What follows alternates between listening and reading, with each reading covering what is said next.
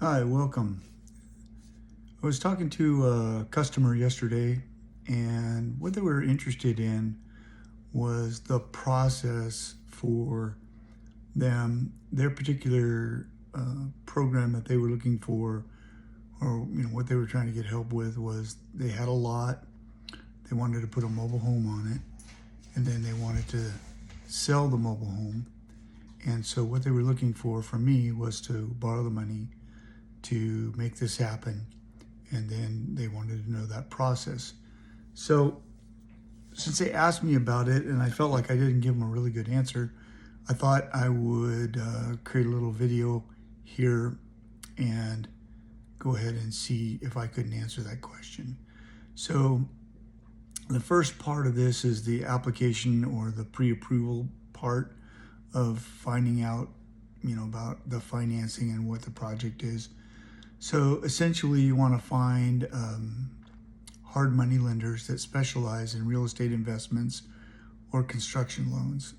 Now, it doesn't necessarily have to be a hard money loan. A private money lender is the same thing. Those words are starting to become interchangeable, and I'm like many words, and they change over time. So I'm looking at this and thinking that we're going to see hard money turn into private lending in the future, because it has that softer sound to it that so many of these things get changed because we try and make it sound softer. But again, the first project or the first part of this, once you know that you want to build a house or you want to put a mobile on a lot, there's a lot here in Paradise and Magalia of empty lots after the fire. This is a good way to help put the community back together. It's a lot easier for people coming to the community to purchase an already existing, finished product, turnkey, something they can just move into. It's a big project for a lot of people and not something they want to handle or take on. Doing the construction, coming to the area from another area, trying to build a house or put a mobile on a property from a distance, it's just not an easy thing to do. So those of you who are here in the community, you in particular, if you're thinking about this, this is the process. So the next thing that you're going to do is submit, once you find this hard money lender or private money lender, you're going to submit an application. And generally for us, it's just a phone call, basically to start with. We want to clear as quickly as possible whether we can do business or not. So what we're going to need, or what any lender, private money lender is going to need, is the details. What's the lot location? What's the zoning? What's the size of the lot? What's the scope of the project? Are we putting in a foundation before the home comes? Are we doing a foundation set after the home comes? Do we have to put in the septic? Do we have to get the water ready? Do we have to put in the electrical and undergrounds? What is it we're going to do in this loan? What's the process? What's going to happen with this money? And then, what's the cost of the mobile home that you've picked out? And if you don't have that, we can direct you to a couple of different companies that offer to build and manufacture homes for you. And there's even some contractors that will set them for you. And there's some mobile home companies that offer the mobile home and the contractor setup all in one deal, which is a lot easier. Then the other thing that we're going to need is your financial details, something like your bank statements, your credit worthiness, although that's not the biggest part of the deal, because, there's going to be equity for us in the deal the whole time.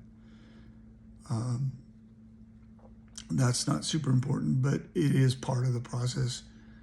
We focus more on collateral than on the credit score. So once we've got that all gathered up and you decided to go forward with our particular company or whichever company it is, you should have some sort of pre-approval or a letter of intent issued from the lender.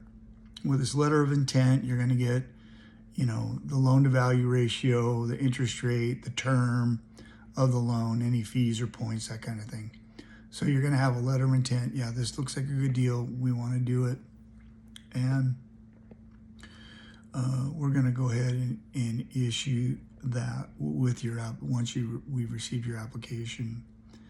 So after that happens, there's kind of a V in the process. One direction is you're going to do the loan process products. So we're going to have to get your appraisal, your plans, and get all kinds of that kind of stuff and get that prepared. And so those kind of things go hand in hand. You're going to need to do that anyway, but you're going to get a detailed plan of what you're going to do together. Get your cost estimates, your site preparation, and your construction. Get up your timeline set up for ordering your mobile, your setup and your sale, kind of get what you want to do there, how you're going to approach it. And then your expected after repair value, after the property's completed, what is it you think it's going to be worth? Now the lender, we're going to order an appraisal, or we're going to broker price opinion, and to determine the value, depending on the area. It's most likely we're going to get an appraisal, and that's going to give us, with your set of plans and your project plan, is going to give us an idea to hand to the appraiser, who's then going to have enough knowledge. He might have some questions, or she might have some questions. We have both male and female appraisers in the area. They might have some questions about what you're doing and how it's coming together and where it's coming from, kind of verify everything. They'll ask you those things, and then they'll produce us a value. So once that happens and all the paperwork's turned in, we're going to create a set of loan documents. We're going to send those to escrow, of course, along the process. I didn't mention it earlier, but we're going to open an escrow. We're going to do preliminary title report. We're going to check for mechanics liens. We're going to do a bunch of our job that, to get it ready to be a lendable project. What your job's going to be is you're going to, look at the loan terms, look at the repayment schedule, look at the collateral, the lot, or have we asked for cross collateralization, or have we asked you to put money up in the deal? Sometimes we have people come in, with their own cash, and we want to see what their cash reserves are in case there's some kind of, change in the plan, because plans change. Not always your fault. In fact, most of the time it's not your fault. Some kind of government agency, some kind of supplier, look what happened with COVID a couple of years ago. Stuff changes, you don't have a chance to figure that out until it happens to you. So the idea is to plan ahead for that and have some contingency for, what's the worst thing that can happen, and be prepared for that, so that you're not one of the folks that gets stuck out, and we don't want to see this. We want you to be one of the ones that successfully completes the project, sells it, makes your money, and goes to the bank. That's what we're looking for. So initially, if you haven't bought the lot, once the loan is made, the lot will be purchased. There'll be a closing on that. Funds will go to escrow, all that stuff. If that's your first step and you want to buy a lot first before you take out your construction loan to buy the mobile and all that. The second step, and this is where the fellow that came in yesterday, great gentleman, came in, is the construction loan.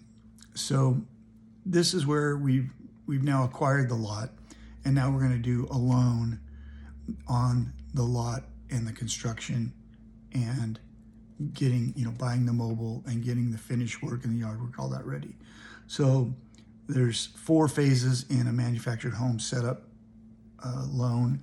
The first phase is a site preparation. So we're going to put funds, have funds available out of escrow that are for the clearing, the grading, and the preparation of the lot.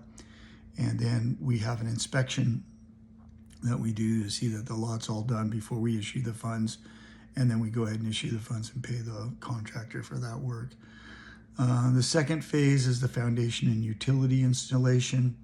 You know, maybe the utilities are already in a lot. A lot of these lots up here already have some of the septics in them, but we'll need to get those checked and everything running and make sure all that's good, the water, the electric, and the sewage. And then once that's done, we'll do an inspection and get the money released for that. That'll be your second draw or second phase.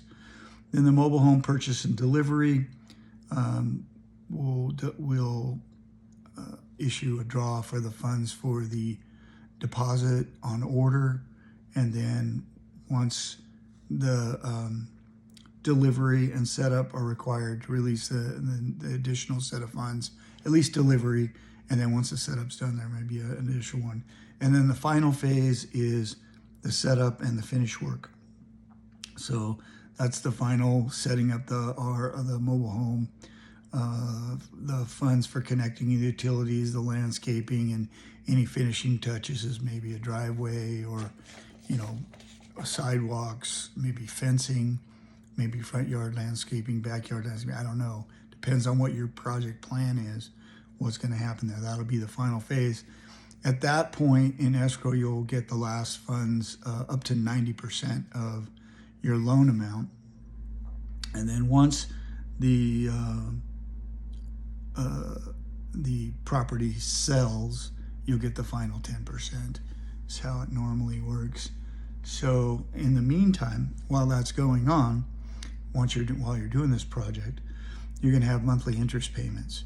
So typically it's interest only, so there's no principal paid down.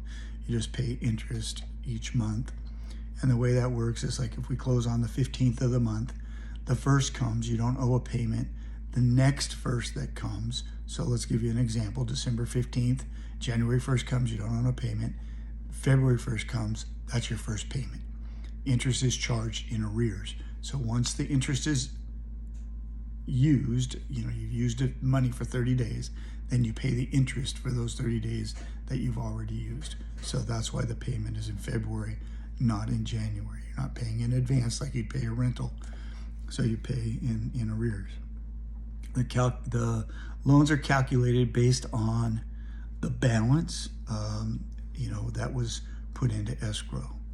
And so if you had a let's say there was a 12% interest, a $200,000 loan, that would be somewhere around $2,000 a month. So you make those payments while you're, you know, the things being ordered, while we're doing the work, you know, so you do have to have some funds set aside to do that with. There are some occasions where you can borrow over the construction costs and include the interest in the loan. That's going to come with some lower loan to values. It would not come at a 65% loan to value, but it would come at a lower one. So, and this is based on the already repaired value, or after you've put the mobile in place, done all the work, it's ready to go, the value at that point. It's ready to sell, you put it on the market. That would be it. You need to be, one of the things I mentioned it earlier is if the project's delayed, you know, or those kinds of things happen, there is a chance sometimes that you'll have to refinance the deal. So we write these deals for 6 to 18 months. Usually in construction, it's 6 months to 12 months, not usually 18 unless it's a big construction project, something like a strip center or a mall, apartment complex of 300 units, 550 units, something like that. Those will get a longer term on the construction loan, but just a house is usually 6 months to a year. And so at that point, if it, for some reason it drags beyond, you have to consider the cost of refinancing the deal and, you know, getting a reset on the construction loan if you haven't sold it yet. And so the last thing that happens is, of course, when you sell the property, then you're going to go ahead and pay off the loan. If you decide to hold it as a rental, which is another option, but that's not what we were talking about when we started out here, but it is an option. Some people will buy a lot, build a home, use it as a rental, at this point, once the certificate of occupancy is available, then the next thing you're going to do is you're going to get your long-term financing in place. So you're going to do what we call a takeout loan. You're going to go ahead and get your conventional financing, and that's a whole different game. So you'll qualify at a bank more than likely. That's the way it goes, because their interest rates they're going to give you Fannie Mae, Freddie Mac. They get the best rates out there. You're not doing a quick construction loan. That's what we do with speed and efficiency. Get you the money, get you on the lot, get you going. You know, if it takes 3-4 months to get a loan through a bank, by that time the weather could change and everything could be thrown off of your plan. So you need speed and efficiency. That's where we come in. So once you're ready to the property sells, of course you're gonna have a demand in escrow from us to pay off our loan, and then that'll be released and it'll transfer to the new person, and you'll get your check for your profits and your work. So some of the things that you might want to consider just on the side is having a contingency fund in case something goes wrong. Seems like in life something always goes wrong. I don't know why that is, but it just does. And so it's nice to have some money set aside, and we look for that with the partners that we're lending with, try and see who we can work with on the basis of, do they have a contingency fund set in there so that they're not in trouble and they can make it through some unexpected things. Generally speaking, loan costs can be, let's say we just give you an average of, let's say 3% of $200,000. That's about $6,000 in loan cost. And then your loan cost is also going to have some monthly interest-only payments until it's paid off. So those are the loan costs.